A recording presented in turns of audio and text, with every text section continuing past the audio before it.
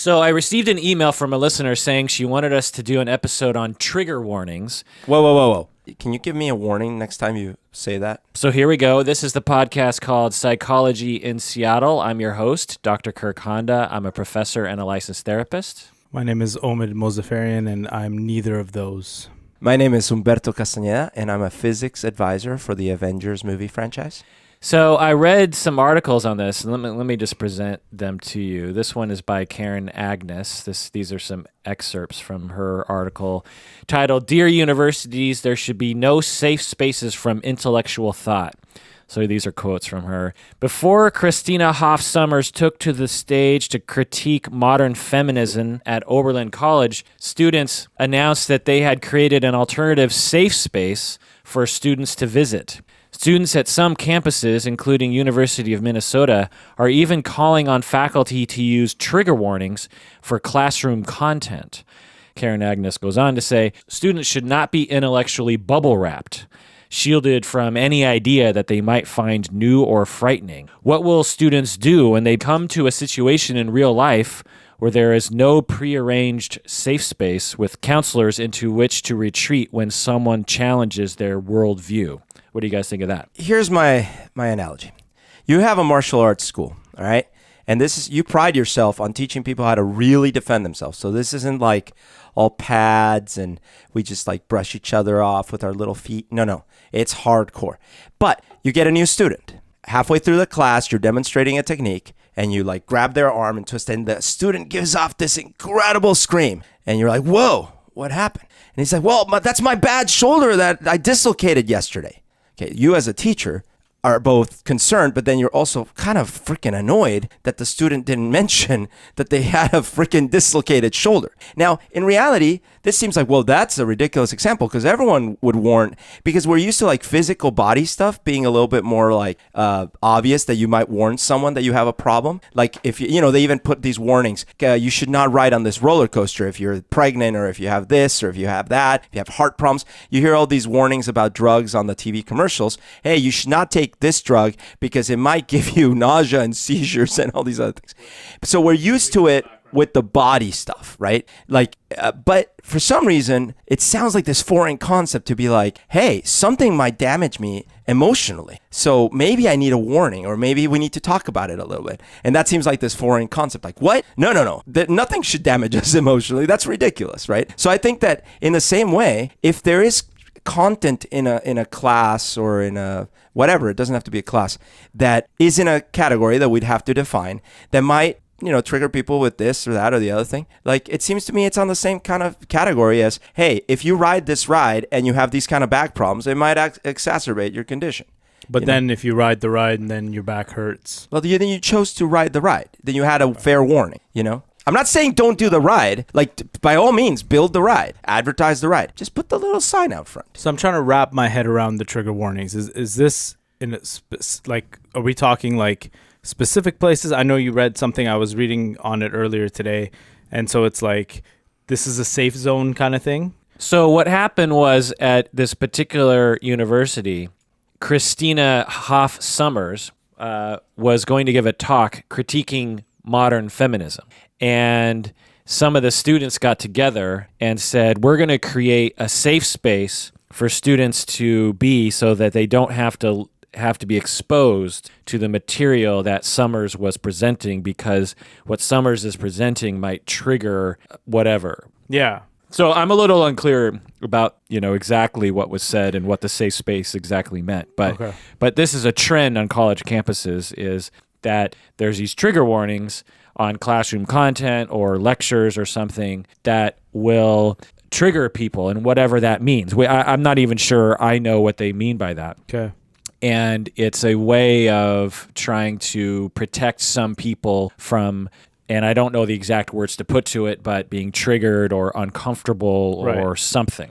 Well, because I was thinking about it when I was reading about it, and in my head I was like, well, is this like one of those things where a song comes on and it triggers a emotional thought in your head, and then you do something. So whether or not it's you drink because it reminds you of your ex, or you eat because it blah blah blah. So that's what I was thinking when I heard like trigger warning. But is it like it says warning, we will be discussing rape today, For example. but isn't that already triggering it by saying it? It could, but maybe not as much as what they were gonna do in the class, which is play a tape of someone, the audio of someone being raped, or that's one example, Okay. right? Like the idea is now again to play devil's advocate, and I will gladly do that more and more later. But I'm not saying everything should qualify for this, right? But the general idea is if you're gonna discuss certain topics, there might be some cases where you might want to warn people that you will be discussing those topics so that people can make a choice whether they want to. And with very, very sensitive things like rape or things that might have been related to people's trauma and things, it seems to make sense. Well, so here's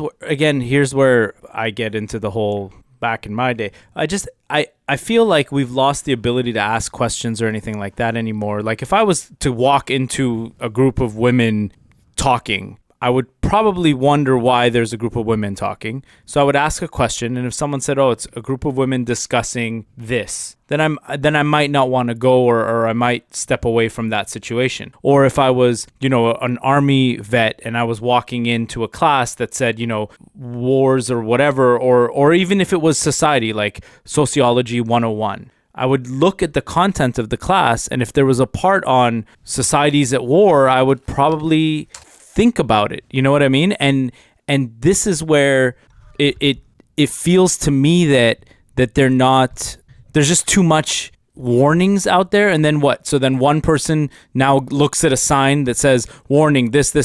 Oh, well, it doesn't have the one little thing I'm going to trigger. But, okay. And then I get in, and then what? But you get upset because you didn't read it? But you can use the slippery slope argument with everything, right? You should say, look, if we have stop signs at the corners of intersections, what let's next? not go extreme. Well, no, but that's the slippery slope argument you're using. No, You're but saying if you have a stop sign, warnings, but you have a stop sign that is a stop sign, and then we need to also have 10 different ways of spelling stop, because we might have a Japanese person that doesn't read English. Right. But let me ask you, did we do that? No, and how many people have died not reading the sign? But the point is we didn't do that. Right. So it's not true that just because we institute one thing, it will automatically lead to all the derivative. So just because you put a warning outside of a classroom for some cases doesn't mean now you have to do it. But that's what I'm trying to say. Unless the classroom or the situation is misleading, like roses blooming in the night, but realistically it means that they're going to talk about rape. Why would you need to, if you read an article and it said on the class whatever that this is going to be present, why do you need to list every single thing? Why not just have people use their brains and go, oh, okay, I might be hearing something that's going to trigger something. Man. So you signed up for Modern Psychology 202. Right. And in week 3, it says you're going to be discussing PTSD. Okay. You're telling me that it's your responsibility to know the implications of what's actually going to be happening. I have a PTSD, yeah. But how will you know? I will go and ask them. And how do you know you have PTSD? You do not. I don't know. I haven't been to school in over 10 years. Do you not have professors anymore where you can go to them or to someone and say, hey, I have a PTSD. Does this psychology course dig into this? So we'll get into that more later. And just a little pedantic point, you don't have a PTSD, you just have PTSD. Okay. It's not like the Facebook, it's just Facebook. It used to be. It's not the Nirvana, it's just Nirvana. It's not Michael Jackson. It's not the Beatles. It's the Michael Jackson. The Beatles. But I have a psychosis. Yeah. So let me read some more here. So another article by Ileana Doctorman, and this is a article titled "Columbia Undergrads Say Greek Mythology Needs a Trigger Warning." These are excerpts from Ileana's article. Students have been reading Ovid's Metamorphoses for centuries. Do you guys know of Ovid's? Yes. You're Omid, so do you know Ovid? Ovid. Is he Persian? Yeah, I guess he's Greek. Oh, well, then I probably don't know. Ovid, if he was Persian, I would. Ovid Metamorphoses for centuries, but some Columbia undergrads are demanding that a warning be issued before studying the Greek classic. Students are saying that the Metamorphoses, like most Greek and Roman literature, talks about rapes, and like so many texts, it contains triggering and offensive material that marginalizes students' identities in the classroom. I think that's kind of a key. It marginalizes students' identities in the classroom. These texts, wrought with histories and narratives of exclusion and oppression, can be difficult to read and discuss as a survivor, a person of color, or a student from a low-income background. So I'm going to provide some of my opinions and guidelines after a while because I want to read some more things. So these students are getting together and they're saying, you need to put a trigger warning on this classic Greek text because it talks about rapes. And as with a lot of texts in college, there's a lot of texts that are wrought with histories and narratives of exclusion and oppression that can be difficult for some survivors or a person of color or a student of low income background. What do you guys think of that? One of my feelings about old literature, and this is only a recent feeling I've come to, recent in the last few years, is that we take it for granted that because it was written a long time ago, it's special in some way. Like it's a classic, right? But, there is something to that because it is our human collected history. So it's kind of cool. We can watch an old movie, so to speak, by reading a book or see an old photograph in a sense. At the same time, there's a lot of barbarism in our history and a lot of horrible things, right? And so some of those books, definitely the Greeks included, have some really horrible stuff in them. The Bible does too, by the way. So I would say, yeah, I would consider it. Now, and this is where it starts continuing to get controversial, I would also do that in any Bible study or I would include warnings. I would include warnings in a feminist class for male. I might say, hey, you might feel disenfranchised by some of the stuff you might hear, but here's some context for you or whatever. So it goes like the one thing to be aware of is if we do institute these kind of like more inclusive and whatnot warnings and practices, it can't just be for one narrow band of things. It's got to be for things that groups of people feel might affect them. Okay. That's my point. Ahmed?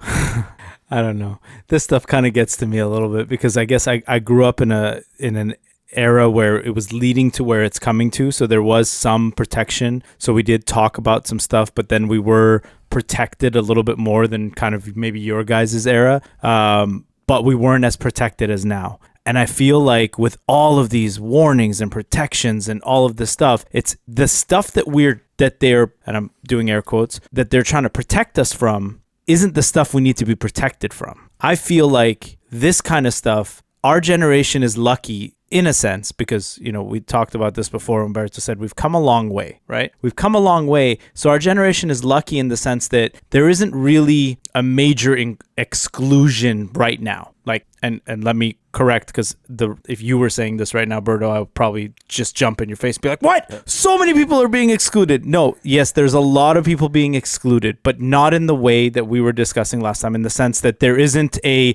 blacks only doorway or, you can't drink out of this water fountain type of way. There's obviously a lot of exclusions and a lot of, gaps between a lot of things. But with that said, there's a lot of youth that had to go through some sort of ache or pain growing up that just are not going through it anymore. I had to walk through a neighborhood and have a kid bully me. I got to stand up for myself and eventually, learn that what is it like to be bullied. Now these kids, and to a certain extent, it's not safe to walk down, an alley by yourself at 8 years old or 7 years old or whatever. But because they're so secluded from it, now they get to university and it's like, well, this hurts my feelings because I don't want to hear about it. But I would want them to hear about it.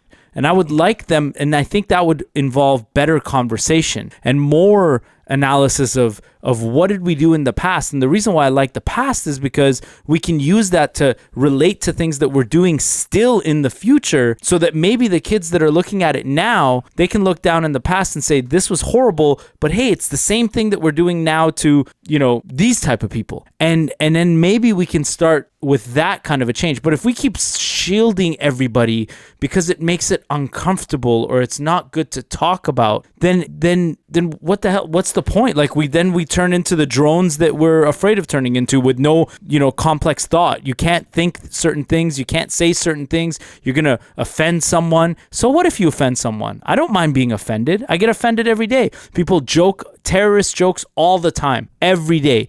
Do I think that they're being malicious? Probably not. Will I come back with a joke? Yes. If they don't like my joke, then maybe they won't make that terrorist joke to someone else, because maybe someone else isn't going to take that as a joke. So another place, at one college, students petitioned to have a sculpture removed from public view. This sculpture was of a man in his underwear sleepwalking. And these students wanted it removed from public view because it might be a source of triggering thoughts regarding sexual assault. What do you guys think about that? So I think part of this is, I'm going to label this the hypothesis of chaotic inoculation being a good thing. What I mean by that is, imagine with bacteria and viruses, one of the ideas is that if you root around in dirt and filth, you get more defenses as a child, so that you can block off the offending bacteria and viruses later in life. Right. I had the same thought what Omid was saying. Yeah. He's basically arguing for sensitivity antibodies. Yeah. And there is some truth to that. There's an undeniably truth to that when it comes to bacteria, viruses, and our bodies being able to defend them. But I will point out that even in biological terms, we have moved away as a society from chaotic inoculation towards thought out, controlled inoculation. This isn't a move towards shielding everyone from everything, although anything can get taken to the extreme, because in the end, the class warnings aren't, you can't take this class. It's not a shield. It's simply a warning, right? In the case of the statue, I think it starts to become a little bit different, because it's also about public space and what's allowable in public space, right? Because where was this? It was a park or something? College. Oh, It's the same public space. But it's probably a public school, I don't know. I forget. So my thinking is this. I think it's a private college campus. Okay, honestly. that could change my argument a little bit. But what I was thinking was that when you're inside of a classroom, like in the confines of a classroom, even though it's private or public college, it doesn't really matter. To me, that's a more private affair. You can't just walk by the classroom and get the materials from the classroom. Now, you might be able to audit the class or whatever, but those are all conscious choices. Many times you have to pay to be able to do it. With the statue, especially if it were in a like a UW, where anyone could really walk by UW, that becomes a little bit more of the public domain problem. Yeah, but what do you think specifically about a man in his underwear sleepwalking? Have you seen the statue down on the waterfront in Seattle? Do you know the statue I'm talking about, the fountain?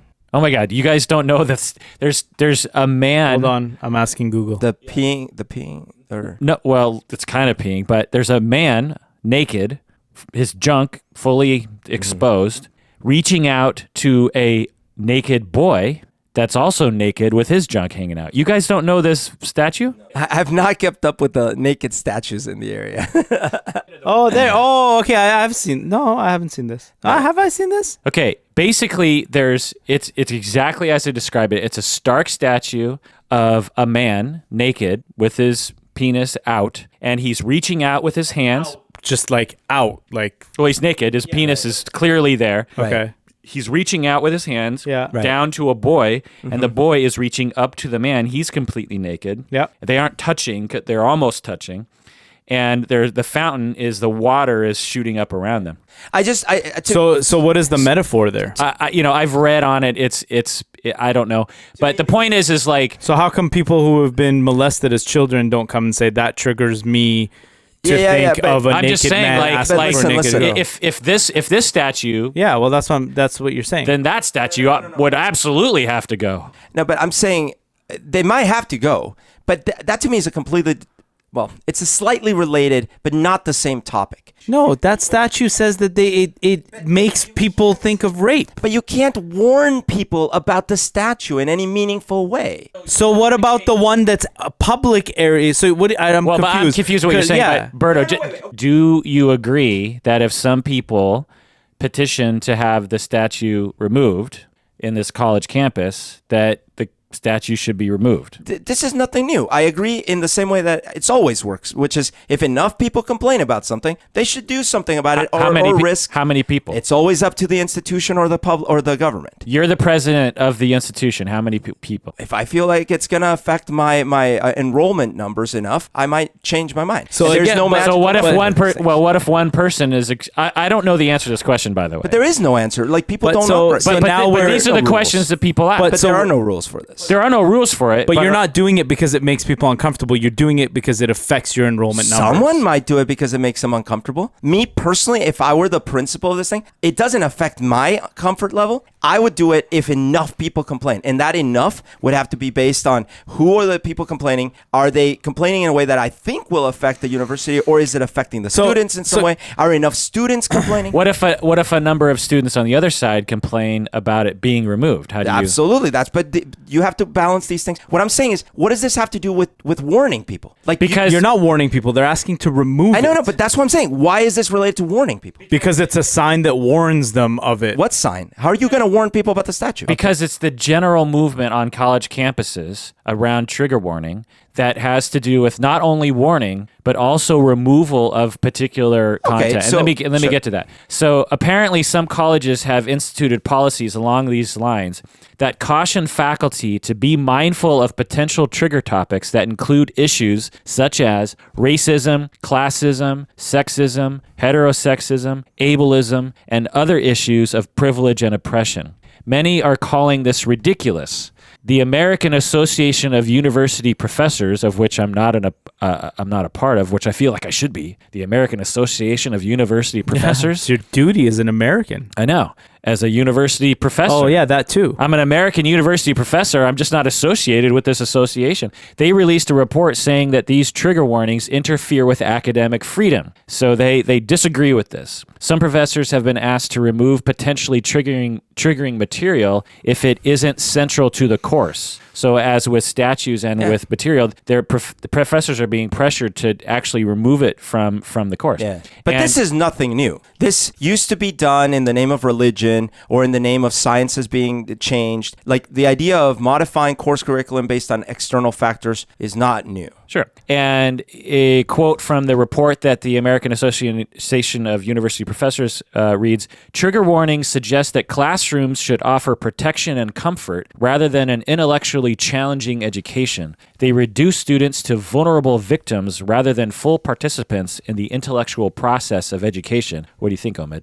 The purpose of university is to prep us for real life, correct? Is this changed? Well, that's your hypothesis. Okay, so the purpose of university is learning. When you learn, at the end of that learning, you get a degree, and then you go to provide for your own self. Now, you can be one of a few people who just learns for the rest of their life, or one of a few people who doesn't need to get a job and has money. But generally, when people go to university, they go so that they can get prepared for real life, right? So if I'm a group of students and I go to this university and I say, I need this statue taken down, and a dean, because there's 20,000 of us, say, done, take the statue down. Then I join a corporation, and now I'm in the lunch place, and something is there, either a statue or whatever, that triggers.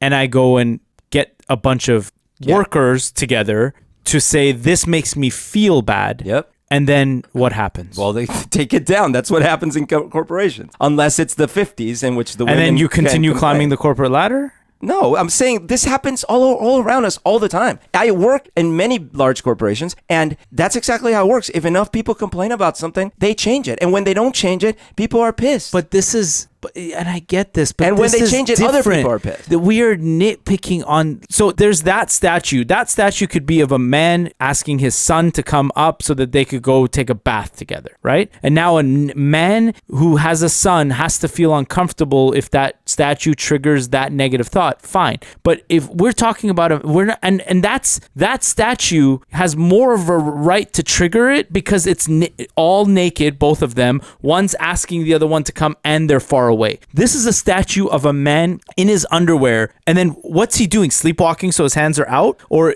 like, how do they know he's sleepwalking? And why does that trigger rape? But it's just your opinion. Why does that promote rape? It's just your opinion. Oh, but this is, at this point, then everything that's my opinion, if I get enough idiots following me, then we can, yeah. That's Okay. democracy. I'm sorry, but that is democracy. No, because that's not what we live in. I get we live in democracy. You're going to argue with me that we live in democracy, but we don't. It's about, look, but that's if not it a good affects thing. the dean's bottom line, he will remove it. If it doesn't affect the dean's Yeah. bottom line and there's a bunch of rich alumni Yeah. that pay him money, it won't. Is that democracy? No, but No, it's not. It's called something else. What? Capitalism? Well, no, Whatever it's called, it's not. called what some people would call it. I'm not calling it this. Is the dominance of the minority. The vocal minority essentially is a concept that we've heard before, right? sure, yeah. If you have a vocal raging minority, they tend to get a lot of attention, and therefore their wants tend to get actualized because they're extremely vocal, whereas the silent majority Sure. tends to,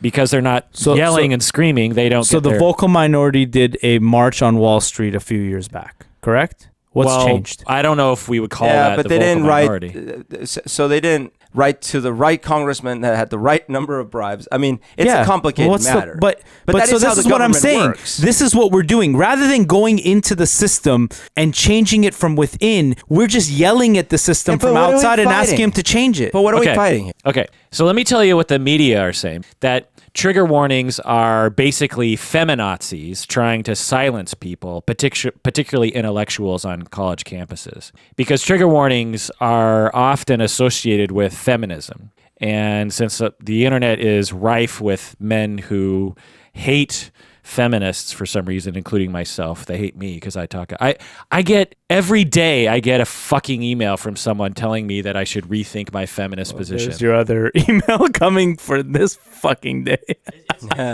It's insane. It is insane. To me, it's like I'm in the 60s or the 50s or something, and because I'm promoting black rights, I have all these white people saying that black. Anyway, it's really just anyway. So there are people on the internet saying that trigger warnings are basically feminazis trying to silence people. Other people are saying only weak people ask for trigger warnings.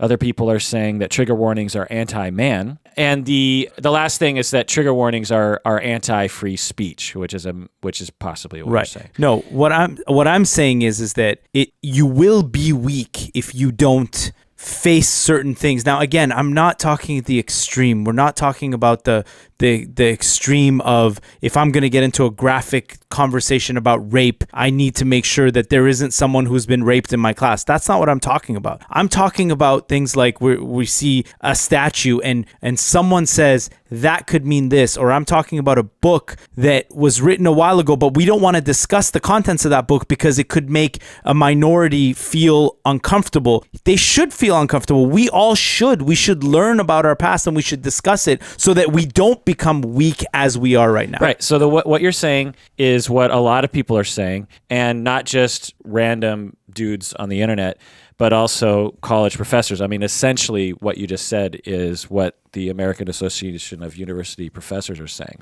But one question, though, because there is a distinction in my mind between if there are people actively trying to bar certain texts and things, then I take a stronger stance against those initiatives. But you see, like for me, I'm very much in favor of if some set of folks feel that certain content, they took the class and they didn't realize it was coming and it was very hard for them, and they ask that, hey, please include a warning in the syllabus or whatever. I'm totally in support of that. What I'm not in support of is quote unquote burning books. Yeah, but essentially what some of these measures do is they do burn the books, is because there are some proposals that will label, you know, like when CDs came out and they would put that parental advisory. That's fine. But how many of those did you buy? I bought a lot of them. True, but in the beginning it was worried that those kinds of warnings would eliminate the possibility of people buying them. Another example. Counterexample.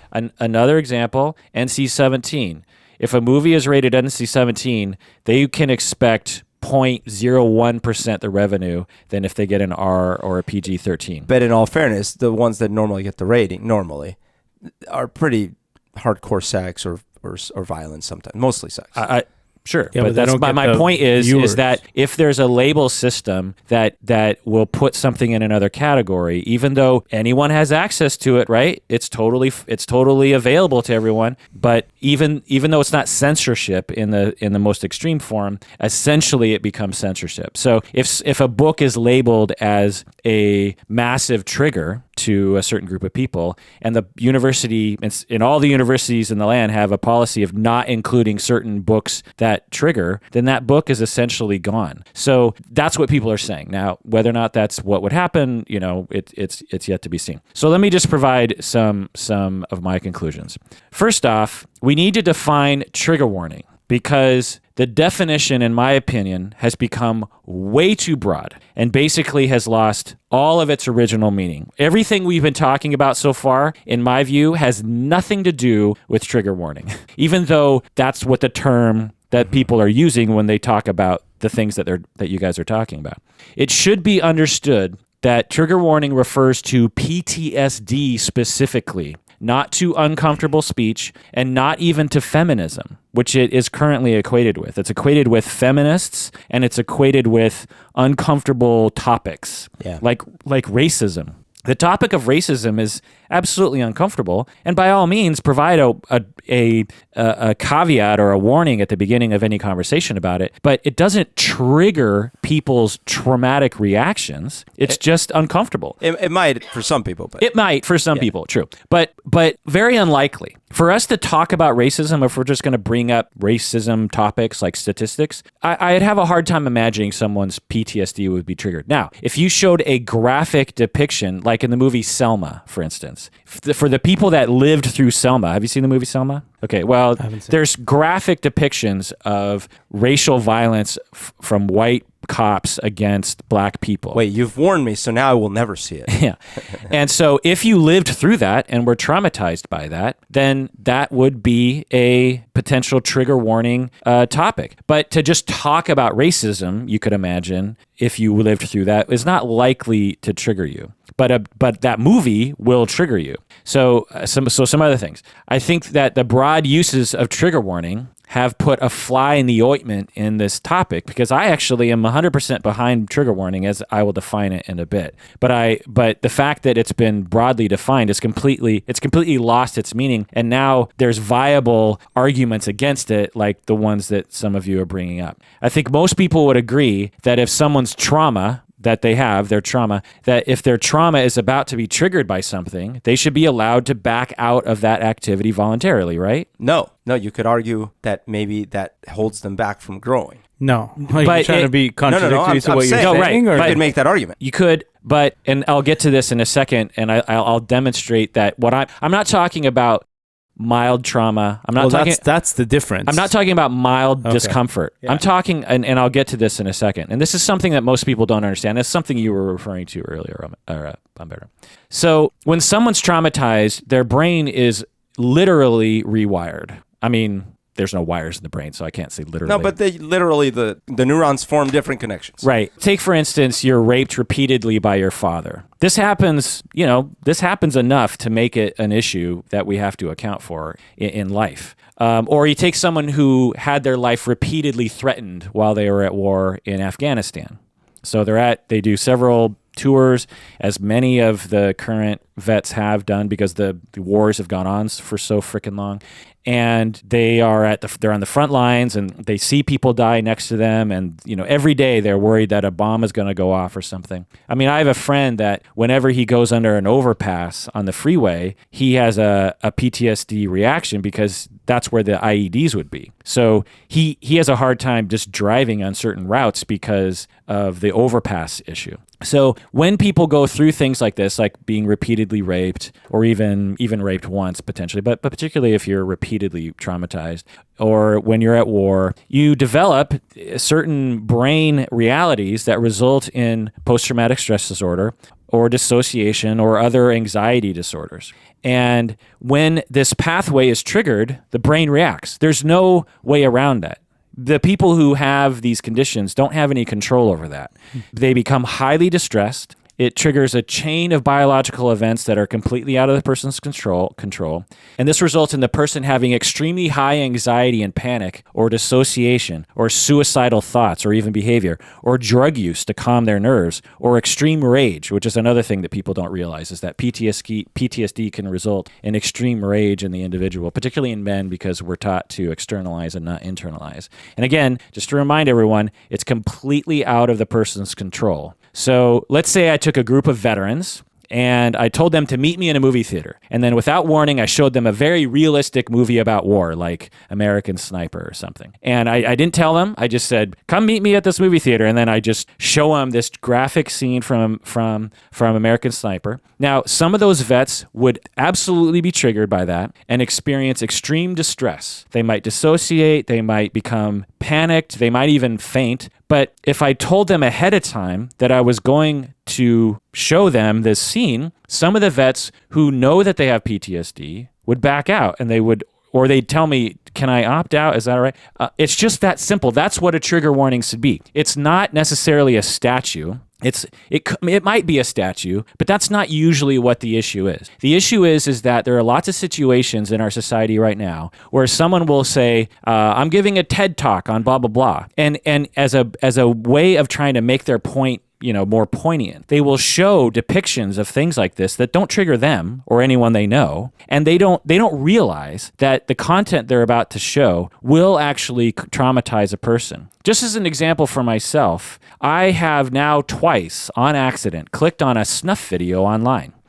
Once 15 years ago and once like a month ago. I have no idea why 15 years ago I clicked on it because the internet didn't have stuff like this, and so I thought this can't be real. And I totally saw this video of someone being killed. This woman staring at the camera, and she's pleading for her life, and this guy sticks his hand in the camera shot with a gun and shoots her in the head, and it's real. A month ago, I saw a very similar video like that. But we see that now normally in movies. I mean, not someone bound, but I mean, how many video cameras have we seen of someone being shot in real life? In real life, right? And so those things should have a trigger warning. Those things, and they often do. Like on Reddit, for instance, people know, because they'll get downvoted if they don't, to provide warnings about stuff like that.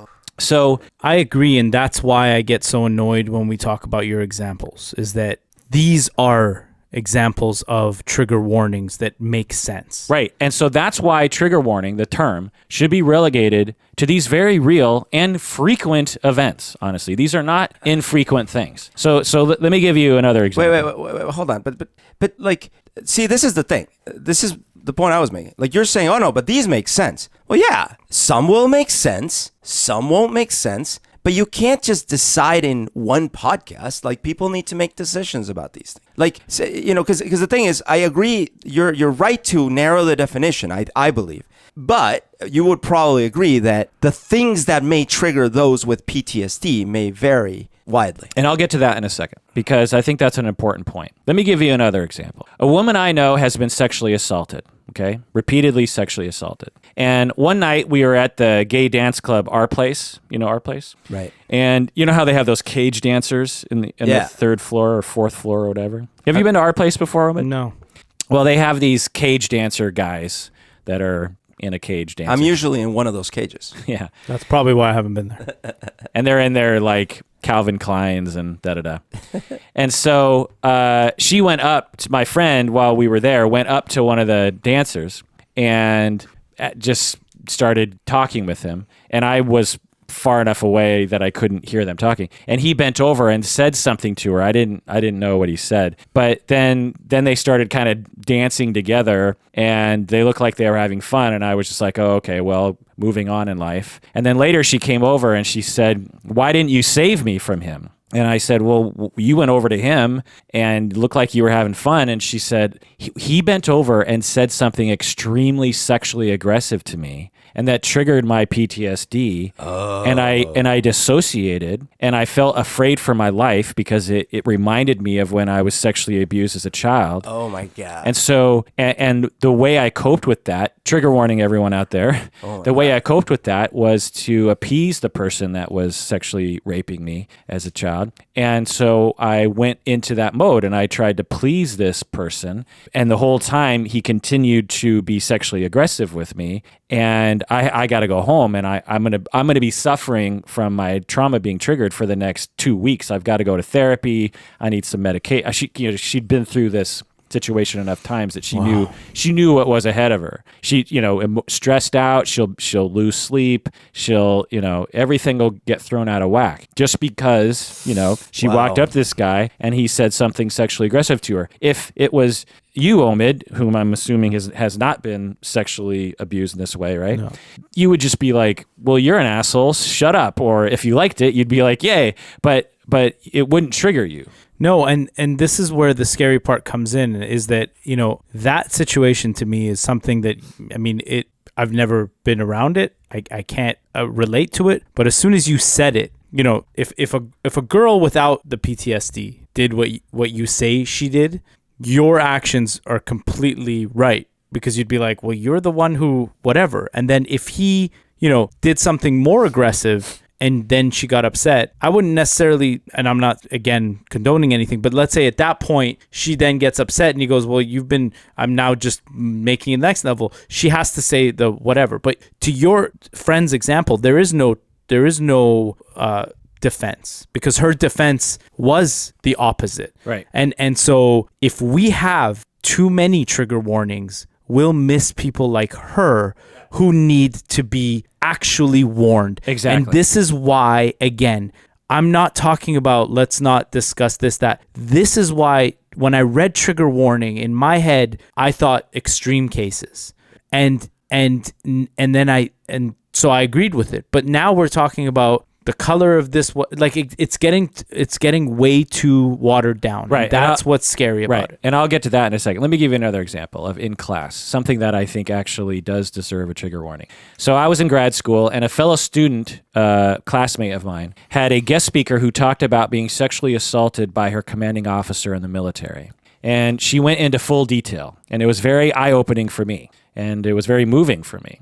But one of my classmates who had been sexually assaulted in the past, it was triggering for her, and she experienced distress because she didn't feel comfortable just standing up and walking past the guest speaker to get out of the, to get to the exit door, which was the only way out. There was one door out of the classroom. She would have to stand up, walk right in front of her and leave. So she felt socially trapped in a sense, and there was no trigger warning. All that was needed was the student that was bringing the guest speaker should have sent out an email before class saying that he was going to have a guest speaker, and part of the presentation would involve explicit discussion of sexual assault. That's all that was needed, but it didn't happen. And my classmate would have known to leave the room quietly beforehand. That, we could argue this isn't censorship. This is empathy, which is another major point I want to make. My main point is we should have empathy and compassion for people when their PTSD might get triggered.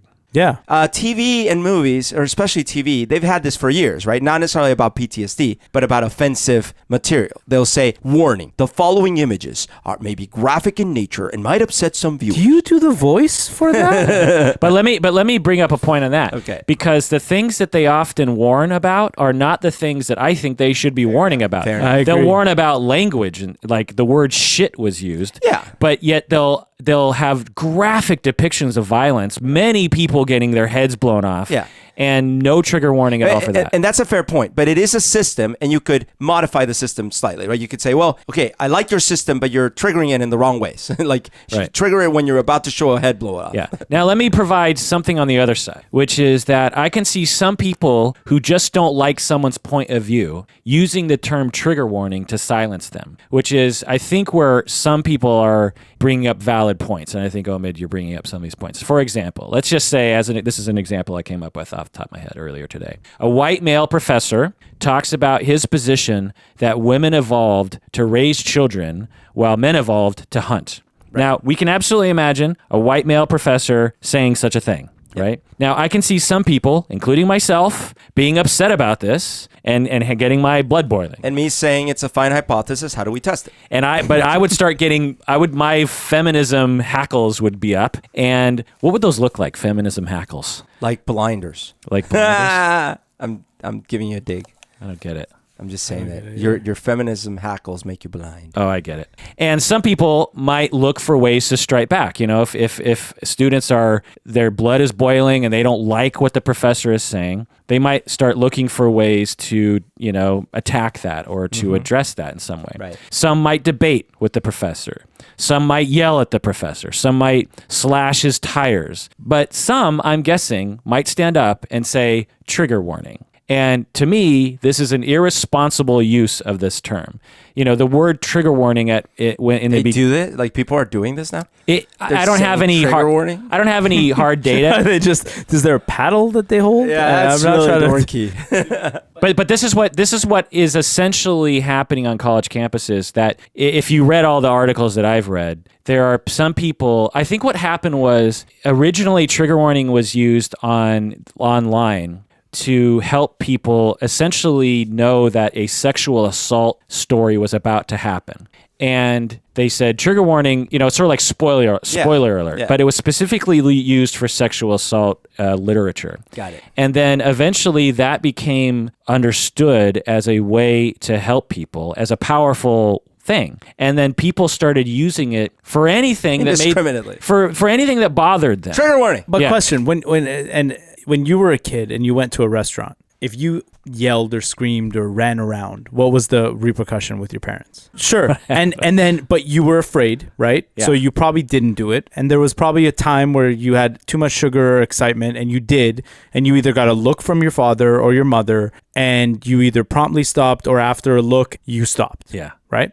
And now, you know, I've got an almost 1-year-old and I see parents with 3-year-olds, 4-year-olds and all this stuff. And I cringe. One, because the kid has total control, absolute total control, because parents can't do anything to quiet their kid. And They just don't. well, the things they do isn't the right things. So they give them an iPad or they give them something to quiet them because that'll keep their minds busy and then they won't run around.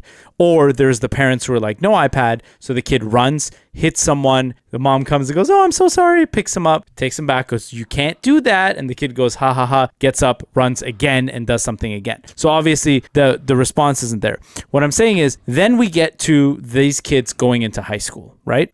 Same thing. If you were in high school and you ran out of house or ran away or came late from your curfew, there was repercussions, right? Yeah. And so now our repercussions are a little bit different. And then these kids now get to university and it's the same thing. They're just reenacting the way that they are with their parents, but now with professors. But don't you need these kids to be the bullies that train us to live through life? Yeah, no, but you do. But what I mean is you need to, what I'm saying is, and again, there's obviously extremes to every situation. But if I'm not scared of my father because when he looked at me with the look, the next thing after the look was the thing I was scared of. It's not like his eyes scared me, right? Now you look at a kid, or now so kids don't have... Basically, our argument is that people are raised with a certain level of entitlement, and when they're uncomfortable, they should suck it up the way we did when we were young. Just a little, better. Yeah, but perhaps. But yeah, that, I mean, everything. You'd certainly get some people agreeing with you. I personally don't take things that far. I think that entitlement has gone up, a little bit, but pretty much every generation has said what you've said about the previous generation, going all the way back to the Greeks. So what you're saying is I'm right. Yes. Okay. So here's my big point. Empathy. That's always my point when it comes to stuff like this. We need to be sensitive, understanding, and responsible for whatever position you come from. So if you're on one side or another side or the 10 million different sides, if you've never been traumatized or triggered, then attempt to understand people who have been. So if you're one of those lucky people that don't suffer from PTSD, then thank your lucky stars, but attempt to understand people who have been. Understand that people with PTSD don't have any control over what happens to them after they've been triggered. And And if you have been traumatized, then attempt to understand why other people might be ignorant of your experience, because our society has not done its job to educate people in the way that I'm trying to do on this podcast. Another thing I want to say is that a small, well-placed warning is often all that is needed. We're not talking about drastically changing our society and censoring everything. The people with PTSD don't want to censor the world. They just want a proper little warning. I mean, maybe it could just be like a symbol that we know that's what it means. What about a big, big statue of a naked penis saying, warning? Actually, it brings up something I forgot until just now, is that I get emails to me telling me that we trigger people. Oh, sure we do. Yeah, and there are things Nazis. And there are things that I didn't know would trigger someone, and one of them was penis. Somebody actually, Really? we were talking about penises. I can't remember exactly. We were talking about penis? We were talking about penis. And that penis triggered someone? They had a bad penis association? And they emailed and said that they love the show, but... When do we talk about penis? We never talk about penis. We talk about balls. All right, they were triggered by this. Warning. It's not a quote-unquote pussifying of America, as a lot of people are claiming. A penisifying. Yeah. Anyone can have PTSD, Anyone can have PTSD. But that was a feminist thing or a non-feminist thing to say. What? Yeah, Pussifying. I know, that's why you put it in quotes. Why is a pussy supposed to be wimp? I'm using the word that okay. other people are using. And I said penisicizing. Penisicizing. So here are my proposed guidelines. Tell me what you think about this. If you're going to expose someone to common triggers such as graphic rape, sudden death, or war stress, those are the common ones that I can think of, then you probably should inform people with enough time for them to think and react without consequence. What were the wartime stress, the sudden death, like a car accident, right. or suicide, or graphic rape, or rape. But what about like abuse, like childhood abuse? Let's add that to the list. I like it. Now, the key here is that you need to inform people with enough time for them to think and react. You don't, in the middle of a TED Talk, say, I'm about to show a graphic thing. Boom, That's why I'm saying the statue one didn't make sense to me, because imagine there's a little warning right beneath the statue. No, the thing they wanted to do was remove the statue, I know, not yeah, warn I know. people. So here's another You're guideline. about to see my penis. And if you're someone who gets triggered by something uncommon, like, what we were talking about earlier, then please advocate for yourself by telling other people, and we will do our best to compassionately accommodate you. That was my dislocated shoulder example. If you're in the class and you have a dislocated shoulder, just tell us. We won't twist your arm. Right. And we're responsible for being compassionate about that. And if you're uncomfortable with something in a college course or somewhere else, feel free to communicate that to the professor or whoever is in charge. But please think carefully before invoking the term trigger warning, since our society's overusage of this term undermines our movement to protect people with PTSD. So if you're uncomfortable with something like racism or whatever, colonialism was on the list, for crying out loud. And if you're upset about talking about colonialism, then by all means, talk to the college professor or talk to whoever's in charge and say, this made me uncomfortable. I wish you blah, blah, blah. By all means, feedback, great. But don't use the term trigger warning, because that dilutes what we're trying to do, which is to protect people with PTSD. This is just a genius way for some of these students to get away from doing a course. Maybe. Yeah, you're in the physics I class. don't like colonialism because it's boring and I fall asleep. So therefore, it's a trigger warning so I can study cats. It's worse than that. You're looking at the river. You have to memorize the rivers. And this river looks like a penis. Trigger What warning. university did you go to I went that to you had to kindergarten. memorize the rivers? And my last guideline is, if you've been traumatized, get treatment. There are empirically proven treatments for PTSD. I did a podcast on trauma treatment. If you listen to that, I lay out the general guidelines for treating PTSD. So every day you go without treatment, this adds more time to your suffering. PTSD treatment can be painful, but ultimately it's worth it because you can reduce or even eliminate all your PTSD symptoms. And this will potentially eliminate your need for trigger warnings altogether. So, know that is out there for you. But make sure you go to a therapist that knows what they're doing, because in my anecdotal experience, about 5% of therapists actually know how to treat trauma properly. So find someone that knows what they're doing. And if you don't know, ask me, because I know clinicians that know what they're doing. What do you guys think of my guidelines? I like it. I Can would you do it. write them up and put a warning above it so that we know to read it? A trigger warning. Trigger warning. Have you been That's traumatized by the term trigger warning? I am now going to have dreams about you yelling trigger warning to me. That's a good point. Like, I feel like Every time I talk, I have to put a trigger warning. if I'm going to be in a class where someone might yell trigger warning, I need a trigger warning.